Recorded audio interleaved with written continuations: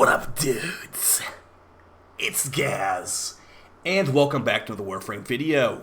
So in this week in Warframe, it's like the last full week of this current Nightwave season, and Sevagoth Prime's release. So we'll be going over that kind of stuff. And also, there was a new update announced, and that's going to be great, but don't get too excited because it's not going to be for another month and a half. So, yeah. Hope you guys enjoy these types of videos. We go over these every week, so come on, stop at the live stream channel if you want to while we grind out these missions. So with your first weekly reset item, we got the 30,000 Endo at Teshin for 150 Steel Essence. Feel free to grab it if you want to level up some Prime mods. You also got your Kuva and your Steel Essence, or your Kuva and your Relics here. And a reminder too, these are now going to give you Sevagoth Prime Relics, and they will no longer give you Revenant Prime Relics, because he's been vaulted. Alright, so let's go ahead and take a look at what we got this week. And yeah, so the Lotus Eaters update wasn't a very content-rich update, but it did bring Sevagoth Prime access, which a lot of people have been really enjoying. I've got my new Sevagoth Prime build video coming up tomorrow on this channel, and we'll also throw an Epitaph build in there too, and some other stuff. So yeah, level 10,000 one-shots of Sevagoth, full shield gate, all that kind of stuff. More casual build in there too, with multiple builds in the video, so hopefully you guys will enjoy that one. I've been enjoying Sevagoth quite a bit. It's probably going back to one of my favorite frames after this release. Alright, so for Archides' weekly wares, let's take a look at what she's got, or what they got. And usually they don't have that useful. It looks like that's the case this week as well. But we do have two Kuva drops of 5k each for Pathos Clamps. You got a Rifle Ribbon mod, a 4-month blueprint, and a secondary Arcane Adapter. To me, none of these are really that worth it. But remember too, now that the Verglas Prime is out, this vendor can sometimes bring companion ribbons. So that's great when they have a companion ribbon. It doesn't require any Cephalon Samaris scanning, just some Deviri bounty runs. But yeah, not this week. Just got a rifle one here. And yeah, guys, this is the last full week of Nightwave. Was like season 6. Well, season 7 starting in about 10 days. So if you want to grind out the Umbra Forma, you want to get the augment for the Glaxian, I'd highly recommend to get that Glaxian augment for the Tenant Glaxian. Your time is very limited. So let's take a look at what we have for the Archon hunt. It looks like the blue Archon's shown back up, the L Archon, with mission types being Spy, Excavation, and the Final Boss Showdown. So Spy mission for a Archon hunt should be pretty straightforward, and Excavation just going to be surrounded by a bunch of Sentients and Narmer trying to break that Excavator. Blue Archon shards can give you things like armor, health regen, and they can also be combined into things like green and purple shards, which could be very, very powerful. Let's go ahead and head over to the Sanctum Anatomica to see what our EDA holds. And reminder, the boss fight of this EDA has not shown back up since May 5th of 2024. So I highly doubt it's back again, but it's just kind of funny that the boss fight seems like it's been removed from the pool at this point. Yes. Alright, get ready, so we yapping for him. Okay, so we got Mere Defense, Alchemy, and Disruption. Again, the boss fight is absent. It will never come back, apparently, but looks like I got some good frames and items for this. Let's go over all of our modifiers so you can see how bad or good this will be this week. Alright, so for Mere Defense, we got Glyph Inflation. By the way, you can't mute this guy from what I understand. He just talks a lot. Glyph Inflation. The security system requires twice as many Vosphine glyphs to activate. That does not sound that bad. The defenses of the objective are not as needed as you would think. And that's a pretty free modifier, I'd say. Although picking up glyphs can be kind of annoying. I have Titania, so that shouldn't be too bad for her. Second modifier, Myopic Munitions. Enemies will only take damage if a player is within 15 meters of them. So that's kind of annoying, actually. So that one could be a little bit annoying for you. And also Devil's Bargain. Allies within 4 meters of a slain enemy gain 25% increased fire rate at the cost of minus 50% ammo efficiency. So you drain more ammo, and you also fire your gun faster. The ammo gets drained really, really quick. And a reminder, too, these glyphs for Mere Defense are like the little, like, Zata, Loke, Foss glyphs floating around the map. Picking those up will put up some radiation defenses that will help protect the objective. Second mission, Alchemy, everyone's favorite. It's your weekly Alchemy mission back again. And let's hope that it doesn't have the annoying Eximus one that glitched out a couple weeks ago. First one, Alchemic Invulnerability. 10% of all enemies are equipped with an impervious elemental barrier that can only be destroyed by an Amphor of the corresponding element. That means you have to throw a Toxic Grenade at the Toxin guy. What's it also means is that most enemies, or a lot of these enemies will just be sitting around immune, because it's annoying to find the grenade for them. Just expect a bunch of immune enemies sitting around, basically. That's what you should expect with this mission.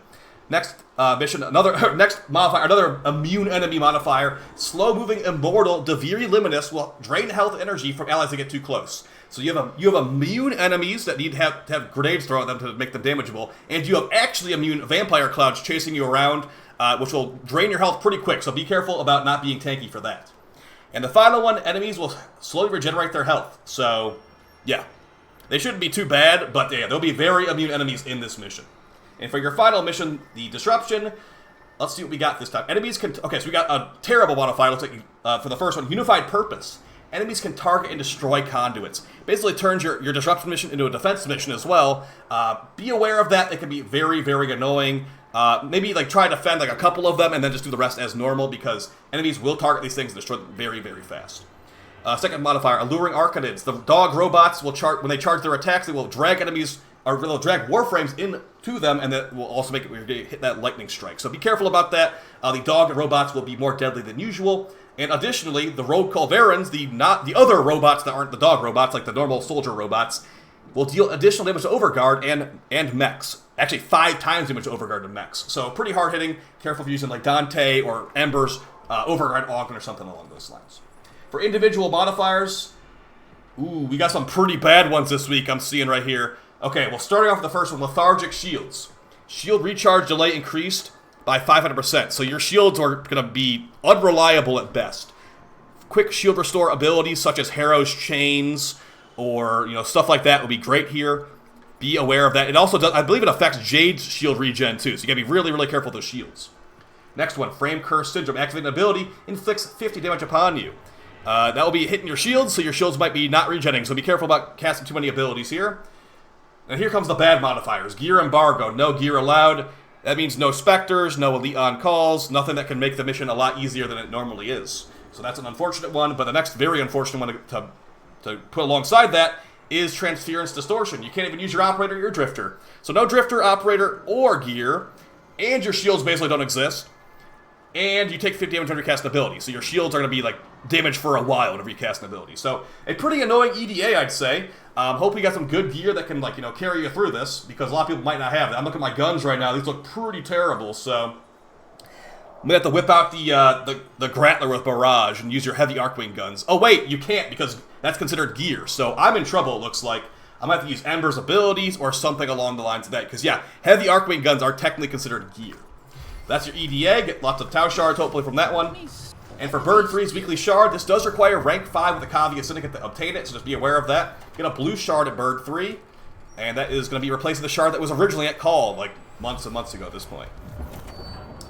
Yeah, that EDA is definitely on the long side. You got 3 kind of long missions. You got a, it was Mere Defense, Alchemy, and Disruption. That's pretty rough. Alright, let's take a look at, so we already looked at the Archon Hunt. It's going to be Spy and Excavation. Let's take a look at the Nightwave, because, yeah, guys, this is going away pretty soon. Yeah. But, yeah, there's a new Nightwave coming, so it's not all bad stuff. So if you want to catch up, I'd say the main rewards are on here that you want to get. Going to be probably like the level 30 armor set. There's a decent emote here. But yeah, Photon Overcharges, Galaxin, all. I might be using this my Sevagoth video pretty soon, just a heads up. So recommend that one for sure. But figure last full week of challenges here. We got I Decree, collect 15 decrees in Deviri. Great for just quickly knocking out the decrees on Circuit or whatever. Supporter, complete 5 different Syndicate missions. Elite Explorer, complete 8 Railjack missions. The Night Terror, complete 5 different Nightmare missions. And then your typical Kill Eximus and other stuff weeklies. Cred Offering Store. This is going to be the final week too, so if you see anything in here that you want to spend your creds on, definitely do. I dropped all my creds on this last week. Yeah, guys, this is going to be your last week here. Got your helmets and all that stuff. As far as good stuff to grab, Corrosive Projection's great.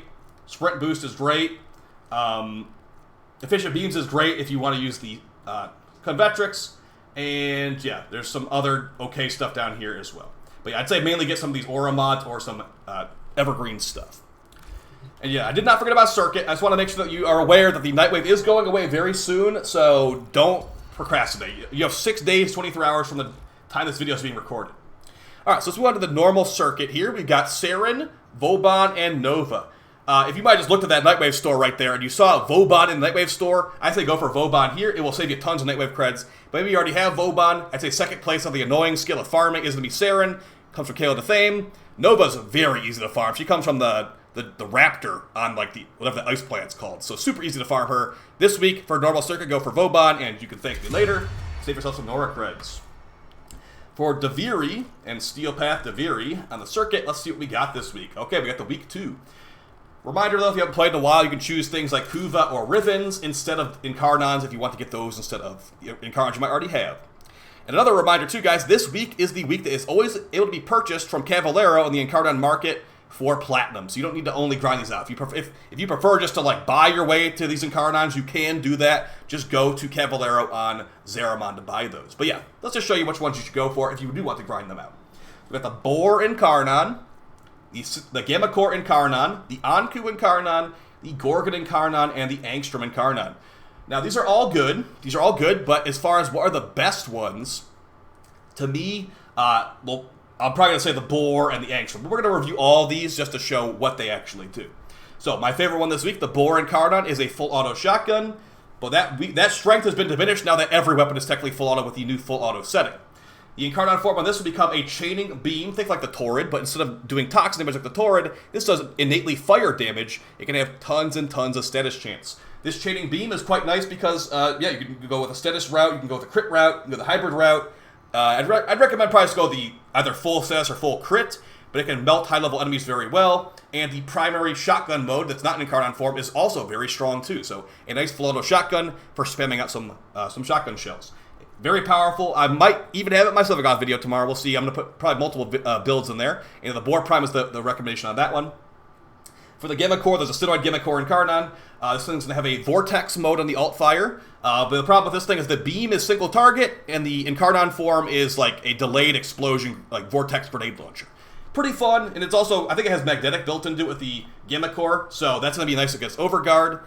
But yeah, not really the best Incarnon. It's a single target beam with a delayed explosion grenade, so that stuff's not really meta. But for the top tier Incarnons, you got some big crit upgrades, making it like an orange crit sometimes. A kind of okay Incarnon, but I wouldn't recommend to most players. Anku Incarnon, definitely one of the more underrated Incarnons in the game. This thing came out and was really bad, but they buffed it and reworked it, and now it is pretty good for a scythe.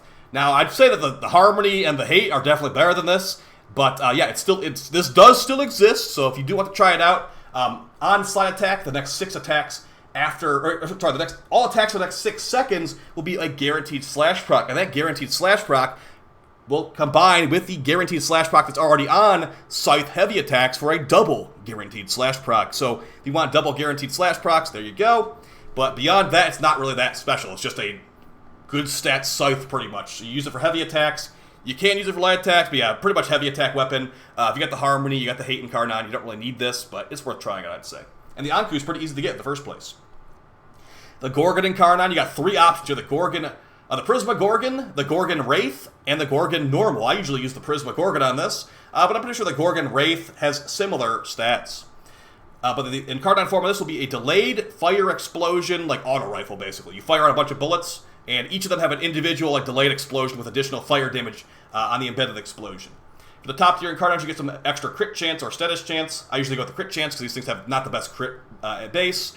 And yeah, the main reason you'd use this is for the Metamorphic Magazine Augment mod, which I don't think is back in NIGHTWAVE yet, but basically every 10 or 20 bullets you hit the enemy with, they will become petrified, and you can just basically spam bullets with a fire rate ribbon to stun enemies like permanently, pretty much.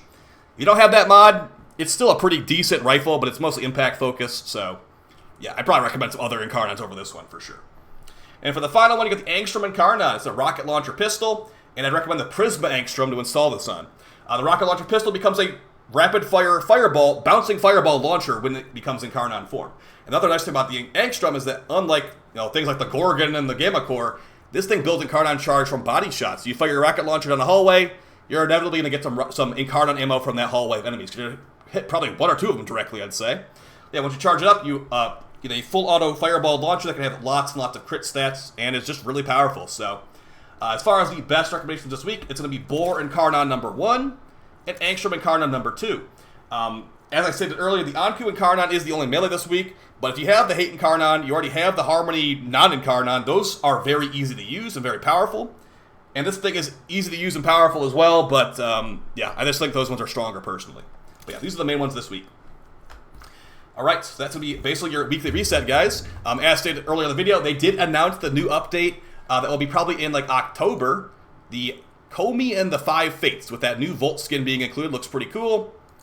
But yeah, they're not going to be talking about that until late September, so don't expect info on that until like September 26th at the very earliest. So get your Nightwave stuff ground out. You have literally like less than a week actually at this point. But before we go over that, before we end the video, let's go over our Invigorations on our Helmuth, because these are always fun to check out. I had a really good one last week for range, and I put that on Titania for farming fissures. These are random per player per week, and if you want to get this, you have to get rank 5 with the Deimos Necrolisk Syndicate, or you could buy it on the market for 300 plat. So let's see what we got. Got Grendel again. We got Grendel with melee critical chance and sprint speed. So that's a good combination for a melee build, but yeah, I'm not really playing Grendel that much, unfortunately. Next one, for Mag. Ooh, that's a good one for Mag. We got secondary damage and energy max. So secondary damage will make her, if I'm using the pistol with her, it'd make it really nasty with that bubble. Energy max lets me not have to run prime flow. So that's pretty good. And for the final one, oh my gosh, we got a terrible one for Ureli. We got melee damage and reload speed for Ureli. I guess the reload speed wouldn't be too bad, but not only am I not playing Ureli in the first place, I'm not playing melee builds with Ureli either. So that's just basically override progress. These are all just override progress at this point. Maybe the mag will be usable. But yeah, guys, that's basically it for the video. Loyalist Eaters didn't have a ton going on, but hopefully there's some more hype to be found somewhere in this. And you know what I'm hyped for? I'm hyped to put out that new Sevagoth build video. So make sure you watch that tomorrow if you want to check it out. Either way, guys, I'll see you in the next one. Appreciate your support. And yeah, let's get those Tau shards. Take it easy. Peace.